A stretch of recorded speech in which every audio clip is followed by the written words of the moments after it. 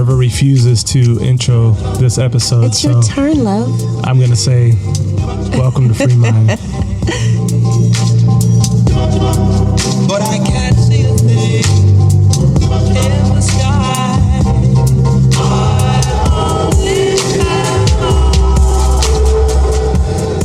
All right, babe, what you say? How you doing? Everybody.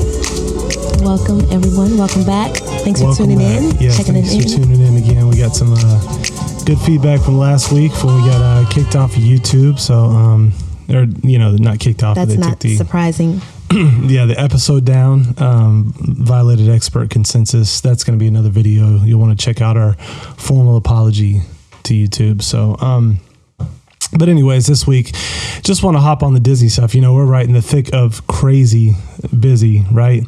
And so normally with a topic like this, I would love to go like super in depth and give you like the history of Disney and how they're steeped in the Illuminati and how Walt Disney was part of Freemasonry and all that.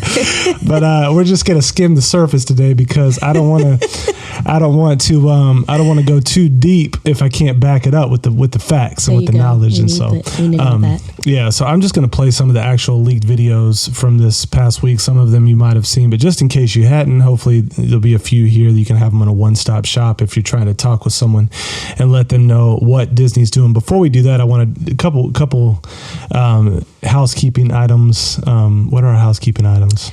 Let's see. Is it if you haven't subscribed to our YouTube page, it's meaningless because we're going to be off probably in 2 months anyways, but in that 2 months you can help us reach more people by subscribing and sharing and all that kind of good stuff, as well as on the podcast page itself for Free Mind, Rumble, Apple Podcasts. Yeah, but I really, that's what I want to encourage you to do. I put out a little just a filler this week on our Instagram, Free Mind FM. If you're not on that, I probably do more on that right now than anything. That and Telegram. I'm trying to do more Telegram, but I'm doing more on Instagram stories and stuff. So one of the things I asked people was I put up a clip of Yuval Harari from the World Economic Forum first, and then I put up a picture of Klaus Schwab and just said, do you guys know who this is? And so actually I was surprised because over 50% did not. Okay. And I honestly thought it'd be like 80-20 that people would know him, especially like followers of Free Mind. So I want to do a whole series on the Great Reset, Klaus Schwab, Yuval, the Mockingbird Media and all that, but I know for sure that that's not going to make it through the YouTube algorithms and the censorship and all that. So we're going to be putting that up on Rumble. So you may as well just go ahead and hop over there and start watching this stuff on Rumble if you get a chance, because even on Apple Podcasts, I think we're still riding under the radar with our, couple thousand listeners a week. But if that were to go up, I think we would start getting maybe some more pushback there as well. So Rumble's probably the safest for now.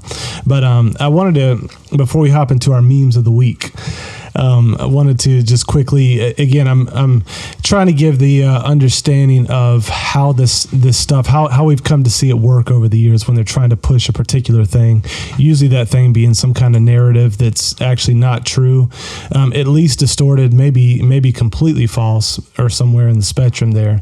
But we've talked a little bit about the Ukraine-Russia thing and just how difficult it is to actually know what's going on right now because the mainstream media has, truth has forsaken these lands. But we do know that when they're in a coordinated fashion pushing this stuff, we should be skeptical of it. But I opened up YouTube this week, and this is the ad that popped up on my the top of it. So same thing like when the BLM stuff was going on, every time I opened it up, listen to black voices. And of course, it wasn't black conservative voices or black voices that disagree with their narrative. It was, black woke voices. And then when the COVID stuff, the whole page would be filled with, busting myths about vaccines and all this kind of stuff. So this is how they work. So again, YouTube's pushing this. And then I flipped over here and I was posting an Insta story, and here's the top section of the GIFs. There's a debate. Is it GIF or GIF? Who knows? The mystery of the universe. But I'm going to go with GIF. Okay. Open up the GIFs, and in the top three here again, Ukraine. So anytime these companies are doing that, highlight that, note that, know what time it is. So first meme of the week. This is showing you the difference between men and women. if you can see this, if you can't, it's hard to explain. But if you can see it, you see the man before bath looks like a homeless guy. After bath, like a business guy. Up, yeah. And then women right below it, before bath, she looks like she's ready for a runway. And then after bath, not so much. Not so much. Quite different. So the scale goes down for men. For women, up for men post shower. So that's one major way there is an actual ontological difference between men and women. Second, this is from some of these. Their posts at Woke Jesus Christ on Instagram are not that funny to me, but this one was actually pretty decent. So this is Woke Paul. He says he's writing writing scripture, and it says, "Do not neglect the digital gathering of yourselves together. Encourage one another in the online chat as you see the day drawing near." That's hilarious. Okay. And so,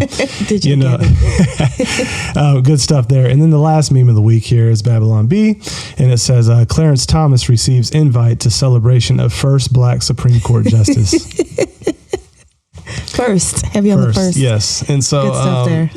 Good stuff. Classic Babylon Bee there, always bringing it in. So, but let's hop on the Disney stuff. I don't know that you may have seen some of these, may not. Maybe they're coming in fresh, but I want to get your take either way. And then we're going to talk about like what is the line when we should probably think about boycotting, because I've seen Christians kind of out there taking different perspectives, and if you've come out of my world, the background, I say this kind of some of the world that I've been in the last 20 years, the idea often is like, oh man, just be nice, win them over with our love, go to the Disney execs and just, don't push back on the agenda. Just show them that Christ transcends culture wars and loves them, and that's kind of the push.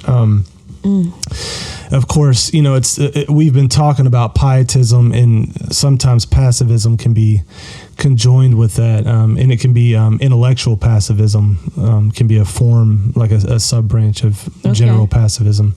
But it's this idea we don't want to get involved in the culture wars because we don't want anything to hinder from saving souls for heaven, And if you're interested in kind of seeing our take on that, go back and listen to, we did maybe 3 or 4 episodes on pietism and the biblical problems with that, and how really what that logically entails, specifically German Lutheran pietism that's so impacted modern evangelicalism, and what that viewpoint entails is what actually happened in Germany, where you had the people going by in the trains on the way to the death camps, and they're literally just singing louder, That's the kind of the reductio ad absurdum, or the absurd logical conclusions of that idea, that we shouldn't really be pushing back on these demonic agendas, and we should really just be concerned to make sure we don't offend anybody, and make sure we come off as loving, that we might reach and pull a soul or two out of this Titanic that's going down anyways, that we call our culture. So go back and check out those episodes. Any thoughts on Disney? Did you grow up as a Disney fan? No. Y'all had a different thing going on. No, we grew up in a Haitian community, and then, I guess our vacations, we just did not do Disney. Y'all didn't do we did other things. We went on spiritual trips and things like that. Not that we were super religious. It's just we didn't have time for Disney. Certain kinds of we didn't do Disney. You didn't do even watching like the movies. Do you remember the movies? Did you grow up with those? No, it was different. I should play a sad song right now in this background. I wasn't a huge Disney fan. So when you introduced it to me when we moved to Florida, I was like, okay, I get it. Yeah. It is. Well, it was magical. It was awesome, just done with excellence. But we watched. We might have stumbled on some of the movies, the big movies and things like that. Sure. But it wasn't like a part of our culture coming up. Man. I grew up. How about you? But you were. Yeah, man. I was in it to win it. Like it was everything. Like I loved it, man. I grew up in the era, I would say, of the best cartoons, Disney. So like when I was a kid, I remember going to the movie theater to watch Little Mermaid, Aladdin, Lion King. And I will say, I'm going to offend a lot of people with this statement, but clearly there's not even debate. Like, this is just solid fact. Okay, here goes. Little Mermaid is the best of all times. Aladdin second, and Lion King is a distant third. Now, I just lost half of y'all on that, maybe more. But I'm going to say it again. I'm going to say it again. Little Mermaid first, Aladdin, and then a distant third, Lion King. No, but they were all... I do like Little Mermaid. They were all great, man. The music, I wasn't a big... Like, Elton John's music, like, to me, the music in the other two, and then Robin Williams playing the genie, it just threw him over the top. Okay. And I wasn't... The Elton John vibe and flavor... Okay. I just wasn't feeling it. I didn't even know who he was back then, but I found myself not liking the music in Lion King as much. So sorry if you hate me for that. Gotcha. You know, okay. All good. We're learning to get over how people think of us here at Free Mind. Yes. But I do remember, I remember I met this kid, like, it's like real vague in my mind, but they had, their parents wouldn't let them watch Little Mermaid. Okay. Back then. And I was like, what? You know, and so she was saying, yeah, she disobeys, and then she's rewarded at the end because of it. Very good. And I was like, this is the weirdest family I've ever met. And I just kind of dismissed them, Turns out they were right. No, but... they had a point. Okay. Yeah, I went to Disney for years. I loved it. Like, I love the quote-unquote magic, the vibe. Yeah. Walt Disney's dream of putting the stuff together, and the excellence and the quality and the storylines, like the characters and everything, just over the years, man, had been top-notch. And oddly enough... The first concert I did with Kirk Franklin when I got hired was your first? Night of Joy. Oh, that's cool. So we walked out of the castle in Orlando, and I walk out there, and there's probably, like, I don't know, anywhere from 10 to 12,000 that's cool. people out there, and it was amazing. Yeah, you've done that many times, and I did it a couple times since then. And we always loved when you did Night of Joy, because they would give us Disney tickets sometimes. Yes, that was fun. For just participating or whatever, so we get to go back for a week. So anyways, I tried to, like, really get her into the magic. Like, I was like a kid. I got it. You got it. But you didn't get it like I got it. Yeah, you loved it. I really appreciate it. You really loved it. You really appreciate it. But you were probably more in the spirit than I was here. You know what I'm saying? But I did get it. The parade is, it's bananas. The night parade. Yeah. You know, the parade is cool. The parade is cool. I'm more like, I don't know. I think I got very specific things I like in each park, and I won't bore people here with it. And I didn't go to Disneyland. You said, did you like Disneyland or Disney World better? I did a quick visit to Disneyland, and so it's not fair to compare because I've been to Disney World so many times, and I was just staying at a hotel really close to Disneyland, and I took like a 2-hour trip in there just to say I did it. And so I did Small World and one other ride, and had to leave and get a cab back. But for sure, I think Disney World might be a bit more, I don't know. I just spent more time. It's more attractive. The people in Cali swear by Disneyland. Oh yeah, okay. They think it's more compact and just better than Disney World. Layout. Very cool. But but they do pretty much all admit, like, Disney World is just massive, and it's got a lot more options. So, anyways, okay. So that's all gone for us because. Jeez Louise. No, it's not. To be honest, like. This is like the stuff we're going to show you guys is because we've kind of been digging into this now for a while. Like, I do remember when my parents finally made that shift too, and they started like noticing like the full on like occultic stuff that happened in the Disney movies and all that kind of stuff. And they were like, it began to be uncomfortable to watch them as a family because my mom especially was real attuned to that stuff, and she started really digging in on it. So way back in the day, we knew it was problematic. And then over the years, you could see that you always heard things about underground Disney, but then it started getting to where it was like out in the open, like as the LGBTQ movement kind of went mainstream, they were like right there, like, pushing it every step of the way. So this stuff to me wasn't a surprise at all. It's just more overt in that it, I think, in the way that people got to see them talking behind the scenes. I see. You don't always kind of see that stuff. So we're going to just flip through. Apparently this was some kind of summit. I'm trying to remember what it was here. I'm going to pull it up. The Reimagine Tomorrow Summit, featuring some of the like heavy hitters in the Disney organization. This wasn't just like, some people on a Zoom call, like leadership discussing major issues, including the controversial bill going on in Florida right now. And so I'll try to tell you who each of these persons is, but yeah, let's see here if we can. Let's go to this screen here. I'm here as a mother of two queer children, actually, one transgender child and one pansexual child, and also as a leader. And that was the thing that really got me, because I have heard so much from so many of my colleagues over the course of the last couple of weeks in open forums and through emails and phone conversations. And I feel a responsibility to speak, not just for myself, but for them, to all of us. We had an open forum last week at 20th where, again, the home of really incredible, groundbreaking LGBTQIA stories over the years, where one of our execs stood up and said, we only have a handful of queer leads in our content. And I went, what? That can't be true. And I realized, it actually is true. We have many, many, many LGBTQIA characters in our stories, and yet we don't have enough leads and narratives in which gay characters just get to be characters and not have to be about gay stories. And so that's been very eye-opening for me. And I can tell you, it's something that I feel perhaps had this moment not happened, I as a leader and me as my colleagues would not have focused on. And going forward, I certainly will be more so. I know that we will be. And I hope this is a moment where, the 50% of the tears, sorry, are coming. We just don't allow each other to go backwards. So that was the Disney corporate president named Carrie Burke. And so two queer children, I forget how she termed her kids.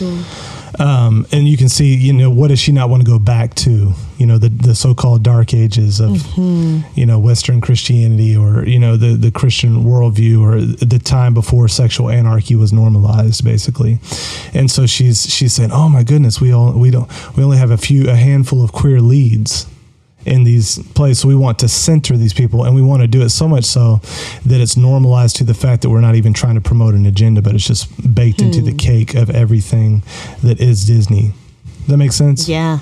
That's crazy. And I think she's referring to this moment, like if we didn't have this moment, I'm not positive about this, but I think she's talking about them in the context of the bill, which is really it's trying to give parents the right so that their kids aren't being indoctrinated in this stuff from, I can't remember the exact, you can look it up on Epoch Times as a couple articles, or really anybody, but kids as early as kindergarten, I think they're trying to teach them and normalize this kind of sexual anarchy. Kindergarten. Right. That's so the pushback to that is she's calling that the moment of, oh man, and the tears and all this kind of stuff. You can see here the worldviews in conflict, right? Mm-hmm. So this next person is Disney executive producer LaToya Ravenel, Disney executive producer. So listen to her. Love Disney's content. I grew up watching, all of the classics. They have been a huge, informative part of my life. But at the same time, I worked at small studios most of my career, and I'd heard, you hear whispers. I'd heard things like, they won't let you show this at a Disney show. And I'm like, okay. So I was a little sus when I started. But then my experience was bafflingly the opposite. So she was working on another show. Mm-hmm. I guess she was moving into this position with Disney, and people were like, well, they're not going to let you show this and that. Right. And so she's a little bit suspect of or suspicious of, moving into this role and feeling like, they're going to limit what I can actually present in the art. And then what does she say? She said, oh no, it was wildly different. In other words, they give me a blank check to do whatever I want. She'll go on. Of what I had heard on my little pocket of Proud Family, Disney TVA. The showrunners were super welcoming. Meredith Roberts and our leadership over there has been so welcoming to my not at all secret gay agenda. And so they've been so welcoming to what? Jeez Louise. Okay. I'll just play that one more time right here. If you can see that. Not at all secret gay agenda. And so I feel like my not at all secret gay agenda. So they've been so welcoming to that, Disney leaders, and her as a producer, she's getting free reign to do that.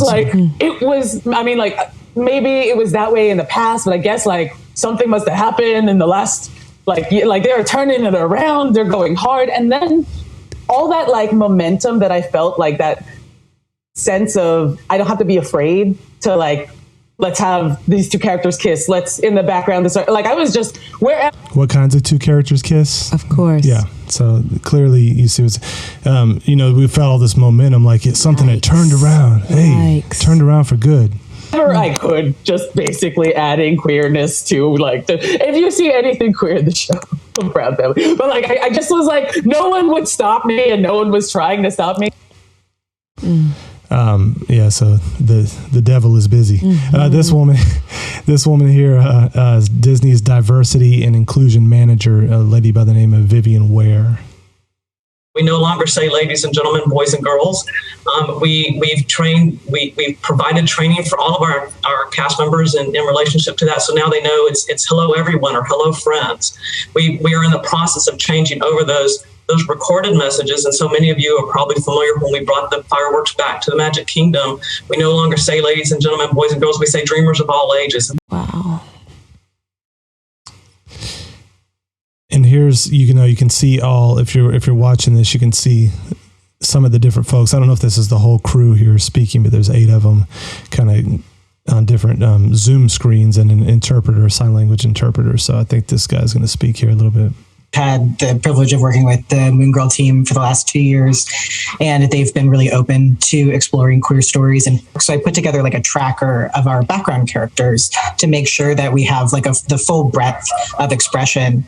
And we got into a very similar conversation, Carrie, of like, oh, all of our like gender nonconforming characters are in the background. So yeah, you got this.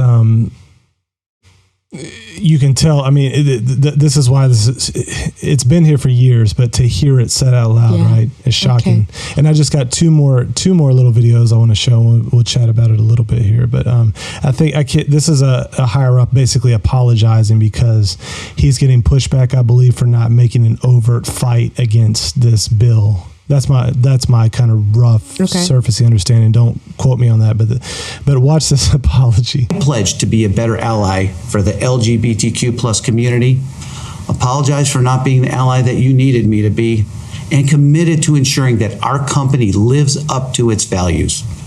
I meant every word, and that's what we're here to talk about today. I understand that we've made mistakes and the pain that those mistakes have caused. And I know that our silence wasn't just about the bill in Florida, but about every time an individual or institution that should have stood up for this community did not. I and the leadership team are determined to use this moment as a catalyst for more meaningful and lasting change. I want to thank the LGBTQIA plus Advisory Council, their allies, and everyone else who has submitted ideas on how we can take action. Yeah. So, that's what this whole movement, the woke movement, the LGBTQ, the kind of cultural Marxism, as it's sometimes called, it's sad because even that guy, he may be straight, but he basically looks like an effeminate man right there, just cowering down to the mob. And it's so sad to me to see that kind of weakness on a man. It's like, it makes me sick to my stomach. And, unfortunately, I've seen many pastors look like that in the last couple of years, too. But, man, it's just, this is really, really sad to reduce someone to a groveling, boot-kissing, I don't know, it's just disgusting. Last video here. That. The other big area is gender identity and expression. So doing all of this work to ensure that our employees and cast can express their gender here authentically and proudly at the company. So, coming up with guides on how to change your photo, information about pronouns, working with our benefits team to give information about gender affirmation procedures, both for our employees who are transitioning and trans, but also our employees who have kids who are transitioning. Also for our employees who have kids that are transitioning. If you want to grow in your confidence in knowing what you believe and why you believe it, if you want to ground your faith in biblical Christianity and step into who God has called you to be, I want to tell you about a great program put on by Impact 360, and it's called Propel.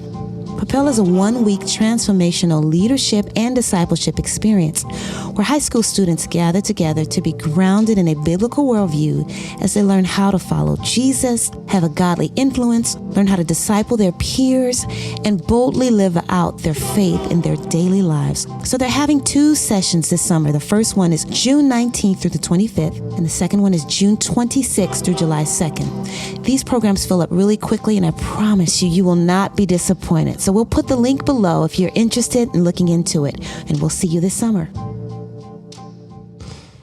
Yeah, man, this is quite the quite the time we're living through, right? It's bananas. It's sad. It's heartbreaking. It's evil. And to want to train kids in that, not even leaving it to adults to make a decision, but to just really put forth an agenda to push it into these movies where kids will be watching it. Yeah.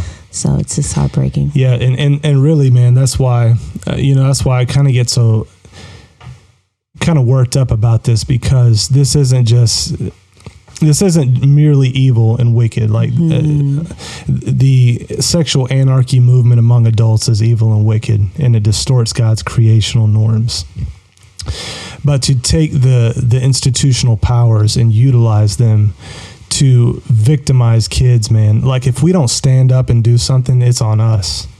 It is on us. And again, I'm not talking about anything crazy here, like violence or anything like that. I'm talking about we have to stand in the gap. We have to raise our voices. And we've shared this in the past about how to address this issue, and we'll do it again this year. Pride Month is coming soon. I'm sure they're going to flood the gates. Yeah, man. This year, last year was Lex Neville. This year is going to be, I don't even know, higher dimensional. But, we talked about the need to resist the agenda and reach out to the broken. And so, unfortunately, because this evil, wicked, demonic agenda is being pushed by people, we have to confront those people. We have to confront those structures.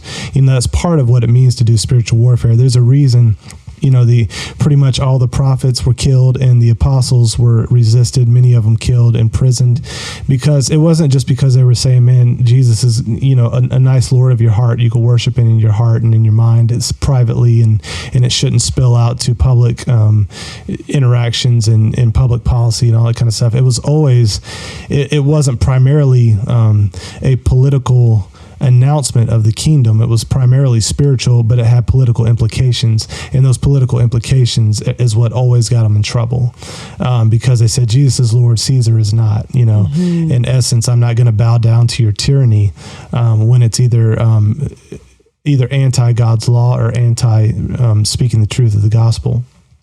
And so we have to do what we have to do to stand up for those who are oppressed and are weak, and the kids fit that category. We have to rise up as the body of Christ and speak out against these issues and make it clear what the evil is, what the wickedness is. And then we have to do what we can to push back on those ideas and images, those speculations. That's what 2 Corinthians 10 is talking about. Our weapons, the weapons of our warfare are not carnal, but they're mighty to break down those strongholds. And Paul uses cognitive language, the ideas and the every ideology, every speculation raised up, every argument in some translations raised up against the knowledge of God. That's good, love. And so we have to first of all call these things what they are, and then we have to tear down those strongholds. How do we do that? Do we just yell at them? No. We have to get out there. We have to argue against them, use words, persuade, sometimes use the prophetic voice of just standing there and calling good and evil, and then doing what we can at the level of policy to protect the kids. This should, we could get rid of Disney tomorrow, and we could get rid of CRT completely from the U.S. In the schools, let's say the elementary schools, middle schools, high schools, and it still wouldn't do it, because the root is deeper than that, and it's going to spring back up by next year. And the problem is because we're seeing these extreme things and we're thinking, man, we need to go back to 10 years ago or 20 years ago. And that's not true at all. These are the exact fruit of the exact fruit that's been in place for years. And people, it's time we wake up and not only push back on the extremes, we need to have a complete reformation and understanding of what is education. What should public education, if it should exist, what should it look like? Because you can't, I appreciate like someone like DeSantis, what he's doing right now. I think it's awesome in many ways and pushing back. But I will say this, I'm not overly over the moon about it. Okay. Because I think that the kind of way he talks about it, and a lot of conservatives, quote unquote, talk about this is like, well, we got to get back to teaching math and English and science and get rid of this kind of crazy indoctrination of sexuality. And yeah, like, that's why I say I'm with him on that. Like, this is so crazy, it shouldn't even be a conversation. Get rid of it out of the gate. But that's not enough. Okay. It's not sufficient. We have to take a look, because there is no so-called neutral space of educating people in science and English and math. It all has worldview in it. Now, some of the elements of those can be relatively neutral, depending on the people with the different world views that are coming to the table. But this idea that there's sort of this kind of secular space of education that can happen without being informed by a foundation of what you think about the very basic structure of reality is just false. And that's why they've been teaching, secular humanism. The John Dewey stuff is anti-God at the very root from the early 1900s. And so it's not enough to just get rid of the crazy stuff. Yeah. We need to root out the entire system and have a complete switch over and do the hard work of thinking like, man, if you're going to educate someone, you need to have the right basic worldview. You need to ask the questions of, what is truth? Is there truth? Depending on if God exists or not, that very basic question is going to have different answers. History, who says history? Because this is where the critical race theorists and the critical theorists really have a point, is like, man, you've been teaching this version of history. Well, why can't I teach my version? Yeah. Who says which one is right?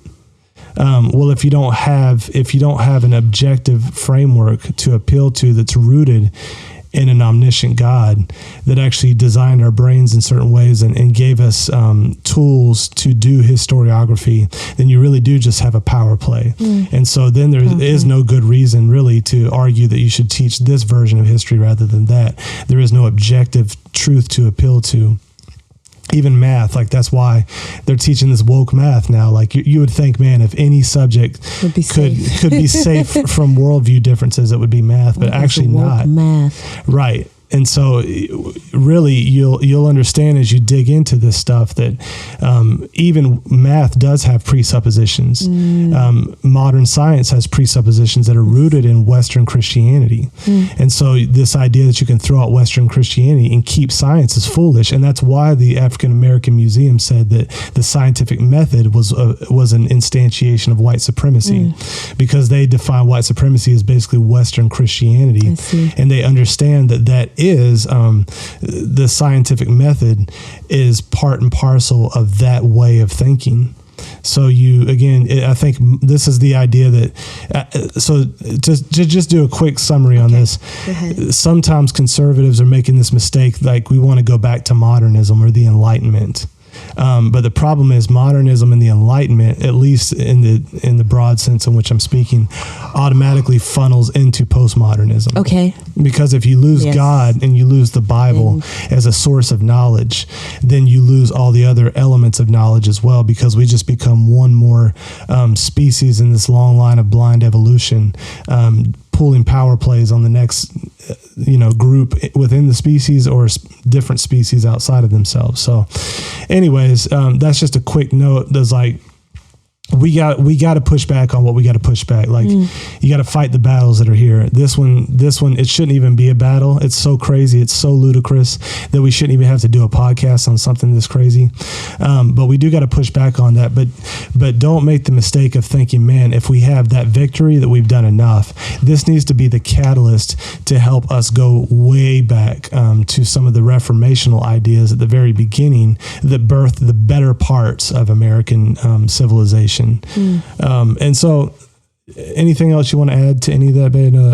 No, I just recall it was J.P. Moreland. I remember listening to a teaching on him, and this was maybe like 5 years ago. He said, coming soon, the number one battle will be not a religious war, not where you go to church, or a race war. The number one battle in our nation will be the battle of worldviews. And I remember thinking, where does he get that from? And so he was spot on. And so that's what we're seeing now. It's like, you can get a degree in chemistry, but then if it is not fit in the correct, true worldview, you're just going to be just floating in the tides of culture and not knowing how it fits into reality. And so it's like we're seeing it now. I think this is a call and a charge to all leaders and educators to decide what worldview will you promote and which one will you reject, because we're being forced. It's coming. Disney is. You may not go to Disney.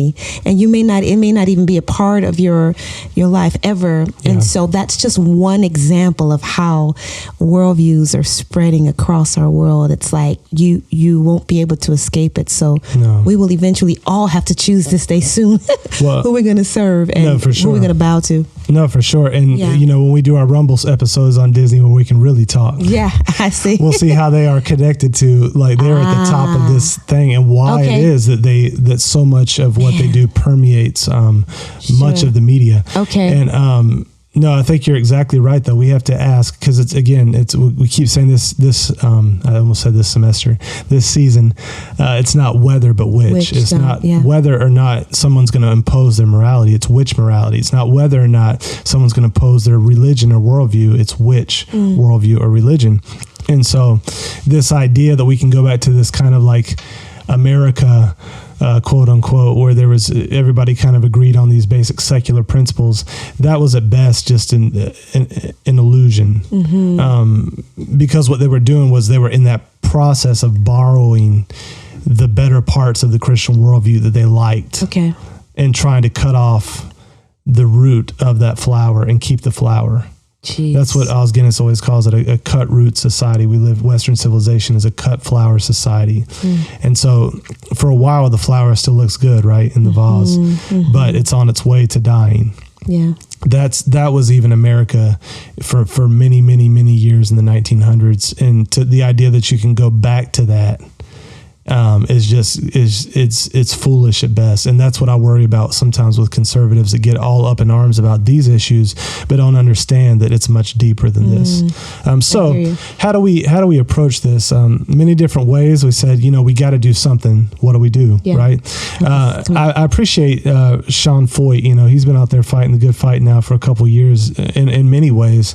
It gets a lot of pushback, but also a lot of people believe in what he's doing. Oddly enough, the other day I was in Liberty in the bookstore, Starbucks, just hanging out there, and he walked in with one of the guys from the Freedom Center there. Cool. I got to meet him real quickly. It's the first time I ever ran across, in all our years in the music industry, for some reason we just have never run across him. So anyways, I think he was on his way to New York to do one of these outdoor events, and he was stopping in here, so it was pretty cool just to connect with him briefly.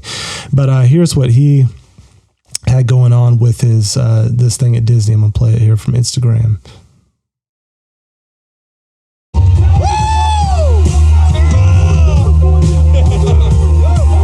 This is what we're fighting for right here.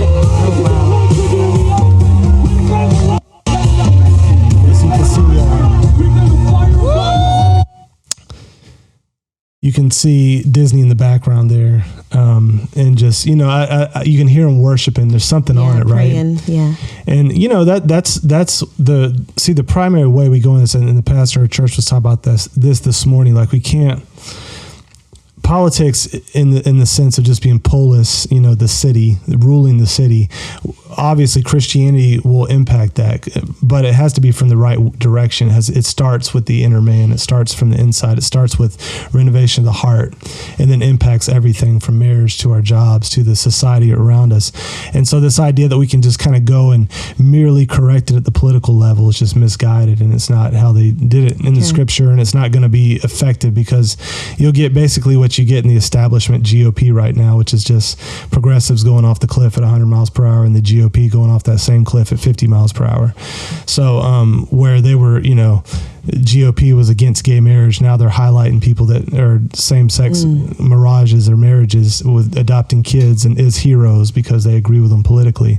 And that's what a mere political stance does. It doesn't give you an anchor in a solid, principled place that you say, I'm not moving no matter what the winds around me are doing. But real transformation of the heart, real conversion to Jesus and discipleship, when you get that at a great level, that should impact the political realm as well. Yeah. And so we have to, do we want to get rid of this stuff out of schools? By voting, yes. If we can do a direct vote, do we want to stop them from, pulling babies apart, sucking their brains out of their skull and killing them by the, hundreds of thousands every year? If we can, through the, legal method, absolutely. Yeah. But the idea, again, these things aren't going to be sufficient for real long-term cultural transformation. It's a both and, but we really know that the main push has to be really what Sean, I think, was embodying in that thing, which is, man, they're out there worshiping God and they're pushing back the darkness and they're highlighting the centrality of Jesus. And I think we have to do all that. And he was pointing at his daughter saying, man, we're doing this for the next generation. For the next generation. Last thing I want to talk about as we're wrapping up here today, and I'm going to play this a little bit like on 1.25. So if you need to slow it down, you can. But I think he talks slow enough where it's going to be good. But Douglas Wilson did this message on boycotting on his podcast. This was probably, 2 years ago, maybe 2019, I guess 3 years ago.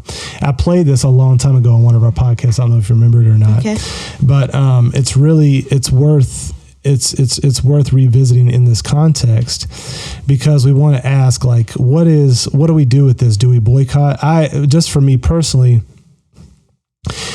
I went ahead and canceled Disney Plus. I was already on the line with it, but I was just like, I don't want to give them any of my money right now with what they're doing. Now you'll see I got this Adidas shirt on. Maybe you can see it. You obviously can't just cut off everything. Like, this company does a lot of terrible things that I hate. I still drink Starbucks coffee. I'm trying to get off it, y'all. Y'all could pray for your boy on that. We got to order some more coffee today, by the way, other brands. But, again, their company, I just can't stand a lot of what they stand for, a lot of what they push. But how do we know, when do we know when it's a good idea to boycott, if ever, as Christians? And that's what he's going to discuss, and I think it's really helpful. But some more, I want to talk about it again. And that is the issue of boycotts. Okay, the issue of boycotts. We see that the secular left is going in big time for boycotts. They want companies to divest if they have any holdings that are connected to Israel, and they want to boycott Netflix and Disney. Both threatened to boycott Georgia, to not make movies there in Georgia. Because of the abortion law, the heartbeat abortion law that was just signed there, and a lot of Christians have gone in for this over the years and have said, "Well, we need to boycott this company because they're doing this evil thing or this vile thing." One of the website that's dedicated to knitters, Ravelry, just announced that they would not have any tolerance for Trump supporters on this knitting website. Seriously, knitting? Because they were taking a stand against white supremacy. And I'm tempted to wonder why can't we have all our knitting websites tell us what our views ought to be on the Federal Reserve interest rate? Or come on, everything has gotten so politicized. And then some Christians will say, well, should we boycott Ravelry? And this is the basic answer. No, we are not morally obligated to detach ourselves from morally problematic businesses. And this is something we find in the New Testament. the Apostle Paul tells us that when you're considering the eating of meat that was offered to idols, the thing that you should take into account, the thing that you should be have in the front of your mind, is your relationship with your brother. You don't have to worry about the meat. The meat is not demon possessed. So, for example, if today, let's say Burger King instituted a new practice where they had a little alcove in the back by the grill, and a little goddess, a little statue of a goddess in it, and the guy, whichever employee was back there grilling up the hamburgers, whenever he had a tray of hamburgers done, he would turn around, offer the tray up to the goddess, say a little prayer, and then shove the hamburgers out the little window. Now, if that were happening at McDonald's or Burger King or Wendy's, if that were happening, thought experiment, would there be a controversy in the Christian church over whether or not it was lawful to eat at that establishment anymore? I mean, they're sacrificing these hamburgers to demons. They're saying a prayer over them to demons. And let's say they really are. We want to be careful because there are a lot of crazy rumors that go around the Christian world, and things are said, of corporations doing things for the devil, and they're not really. But in the Apostle Paul's time, the best meat was available in the shambles. When the animals were sacrificed to these various gods and goddesses, the temples would frequently turn around and sell the meat that had been offered up to their god or goddess. And Paul argues that it's perfectly lawful to buy meat there and eat that meat. He says, the earth is the Lord's and the fullness thereof. The meat is not demon possessed.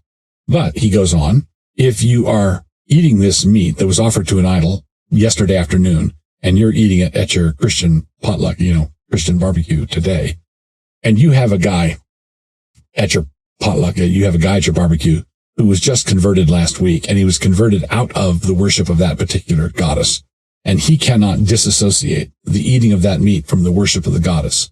And if he sees you, the stronger Christian, eating that meat, and he says, oh, must be all right to eat that meat, and so he eats the meat, and then he tumbles back into the idolatry. Paul says it would be better not to eat meat forever than to stumble your brother in that way. So what Paul's after is the relationship issue here. Paul emphatically teaches that the meat itself does not have cooties. Even though if let's say I bought that roast for $10 from an idol temple, that means my $10 goes into their coffers, and they're not going to do good and godly things with it. But Paul nowhere says that we have to separate ourselves economically from ungodly enterprises. So we don't need to worry about who owns Safeway, or if the Mormons own this hotel chain, or that really is a matter of indifference. What matters is whether you're stumbling your brother or not. Okay. So with that said, a boycott can be lawfully pursued if it's pursued as a tactic, which is different than pursuing a boycott as a moral necessity. A tactic is simply something that you're doing to try to improve things in your little corner. A moral necessity, it doesn't matter if it works or not. You just have. So that's an important distinction. Does that make sense to you? So he's saying we're not morally obligated in any of these situations to boycott. And if you were, we'd probably be in trouble because we'd be boycotting. Right. Everything possible. But tactically, there is a distinction to be made. Like, when and how should we do it? Are there any times we should? So that's what he's about to get into here. To say, I'm not going to do it. It's sort of like Daniel's three friends, Shadrach, Meshach, and Abednego, refused to eat the king's food. And that was that was a moral necessity. And it didn't matter how stupid they looked. It just didn't matter. They weren't going to do it. So, if I lived in a small town, and let's say the local gas station in that town started carrying pornography, started selling pornography, and the town had 50 people in it, and we didn't want the kids in the town having easy access to pornography, and someone organized a boycott. Let's say that I organized the boycott. And I was telling, Billy Bob here that we're just going to buy our gas down the road, 5 miles down the road, until you quit, infusing, porn into our little town. This is simply a tactic. It's pressuring someone who you're living close to in order to get him to do something that is beneficial, that you consider to be beneficial. Now, let's say I've organized this boycott, but I have to drive over to Seattle in the middle of the boycott. Is it a sin or inconsistent for me to buy gas at a gas station over there that sells porn from behind the counter. Well, I might have a hard time finding a gas station over there that doesn't, right? It's no inconsistency. The issue is not the gas. The gas doesn't have cooties. The gas is not demon possessed. The issue is relationship and what you're doing, what you're accomplishing. So boycott for Christians, boycotts are good. Boycotts are good if we think of them tactically and we deploy them somewhat rarely and in all wisdom. Okay. We don't have to partake in boycotts, for the sake of moral cleanliness, with the exception of, an activity that is itself sinful. So this is what's behind the bakers and the videographers and the photographers and the florists who are refusing to glorify same-sex weddings. What they're doing is they're saying they're applying this principle just as I've described it. If a homosexual comes into your bakery and he wants to buy a birthday cake, you say absolutely, and you sell him a birthday cake because it's not a sin for a homosexual to have a birthday. If he wants a wedding cake, you can't use your skills to try to glorify an event that ought not to be glorified. It's good. Yeah, I thought that was pretty helpful. Just, if you could do it tactically, make a difference, put pressure. And I think this might be a case because the boycott Disney thing is really growing strength right now. And we may have a tactical opportunity to put enough pressure to push back on that what they clearly laid out at the beginning, which is hiring these people at very high levels that have an agenda, a secret gay agenda is the one lady called it. That, man, hey, if you keep doing this, we're not going to come to your parks. We're not going to watch your movies. So, it's up to you whether you want to go that route or not, but you may have to have less people working for you, take salary hits. And I, maybe it won't be, I think Disney is so ideological. I can't imagine them actually.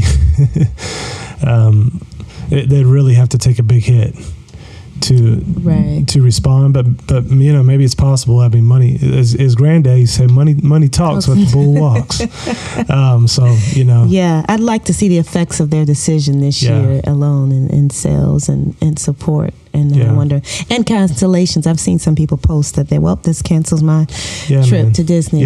So the people are not on board with this. Of course, many are, but there are those that aren't. So yeah, man. So hopefully, I think it would be nice, for people not to go watch the new Buzz Lightyear movie because it's got a gay kiss or whatever. Which I would never take my kids at anything like that if I had kids, but. I think this is a plausible. There's a plausible case to be made in this case to boycott. Yeah. But again, I want to go back to the deeper issue, which is what we're trying to do on Free Mind. Even if we win that battle, which is good, there's a much deeper thing going on here, and we got the real thing that we got to do is train our kids up, train our own selves up to see these tactics, and so we're not even affected. I know that I'm not going to be affected by even the way they presented themselves in that meeting, even when it pulls on the heartstrings. And even when they tell these queer stories and it's supposed to tell you, well, it can't be that bad. Why? Love is love, why shouldn't they be able to do that? We have to come to the place as Christians where we are impervious to that. We're unmoved by those tactics of the enemy. And we have a filter that when we watch entertainment or whatever we're taking and we watch the news, we see through it. Yeah, we're not affected by it. Yeah. And then we're training our kids up, we're training the people in the church up. That's the ultimate goal. Not this boycott here, that boycott there. It's like, man, a major reformation of getting back to basic biblical foundations and really training people up in those things. If we do that, then we really don't have to worry about what these crazy, demonized folks that are behind the scenes at Disney pulling the strings. Good. We don't have to worry about what they think or what they do, especially with regard to our families now. Having said that, there are people, we want to love our neighbors, and many kids in these public schools are sitting ducks. They don't have good parents, and that's another reason why we do fight these fights, because we want to do it for them.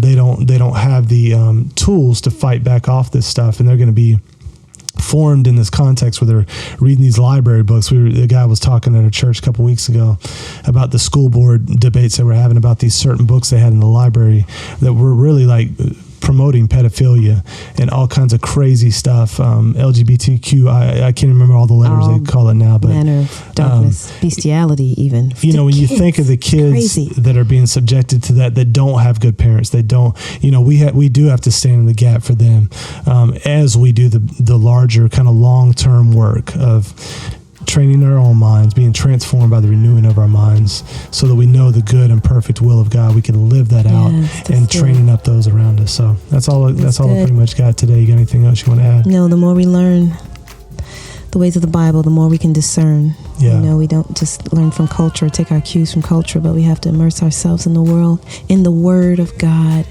and know what God says is good, and what God says is evil. That's it. So, yeah. All right. We'll see you next time. Blessings.